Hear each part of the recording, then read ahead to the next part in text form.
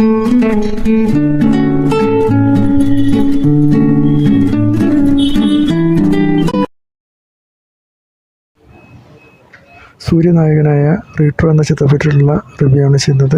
റീട്രോയുടെ സംവിധായകൻ കാർത്തിക് സുബ്രാജാണ്. കാർത്തിക് സുബ്രാജിൻ്റെ മുൻ ചിത്രങ്ങൾ നമ്മൾ കണ്ടിട്ടുണ്ട്. പേട്ട, ജിഗർതണ്ട, അതുപോലെ പിസ എന്നീ ചിത്രങ്ങൾ. ഈ ചിത്രങ്ങളെല്ലാം വെൽ മേക്കിംഗ് ആയിട്ടുള്ള ചിത്രങ്ങളാണ്. ഇതൊക്കെ വളരെയധികം പ്രേക്ഷക പ്രശംസ നേടിയിട്ടുള്ള ചിത്രങ്ങളാണ്. അതുപോലെ നല്ല വിജയങ്ങളുമായിരുന്നു. അതേപോലെ തന്നെ ഈ ചിത്രവും നല്ലൊരു സെറ്റപ്പിലാണ് ചെയ്തിരിക്കുന്നത്. ഇതിൻ്റെ സബ്ജക്റ്റ് എന്ന് പറഞ്ഞാൽ ജാതീയത, ചൂഷണം, അതുപോലെ തന്നെ അടിമത്തം എന്നിവയ്ക്കെതിരായിട്ടുള്ള ഒരു ചിത്രമാണിത്. ഇത് ഒരു പഴയ കാലഘട്ടത്തിലുള്ള സെറ്റപ്പിലുള്ള ഒരു പടമാണ്. ഇതിൽ ഒരു പ്രത്യേക രീതിയിലാണ് ഇതിൻ്റെ മേക്കിംഗ് ചെയ്തിരിക്കുന്നത്. എന്നിരുന്നാലും ആവർത്തനവിരസമായിട്ടുള്ള ഈ കഥ ജനങ്ങൾക്ക് അത്ര ഇഷ്ടപ്പെടുമോയെന്ന് എനിക്കറിയില്ല. എന്തായാലും ഒരു ആവറേജ് അനുഭവമാണ് എനിക്ക് തോന്നിയത്.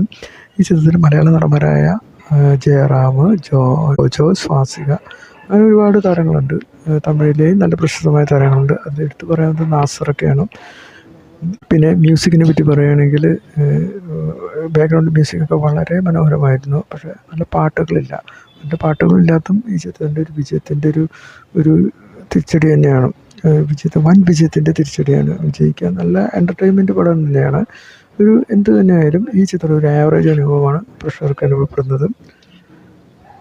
വളരെയധികം സ്റ്റണ്ടുകൾ സീനുകളും ഡാൻസ് സീനുകളൊക്കെ ഉണ്ടെങ്കിലും ഒരു പുതുമ ഈ ചിത്രത്തിൽ ഉണ്ടോ എന്ന് നമുക്ക് സംശയമാണ്. ഒരു റേറ്റിംഗ് കൊടുക്കുകയാണെങ്കിൽ 10-6 മാർക്ക് കൊടുക്കാം. എനിക്ക് ഒരു ആവറേജ് അനുഭവമായിട്ടാണ് തോന്നിയത്. ഓക്കെ.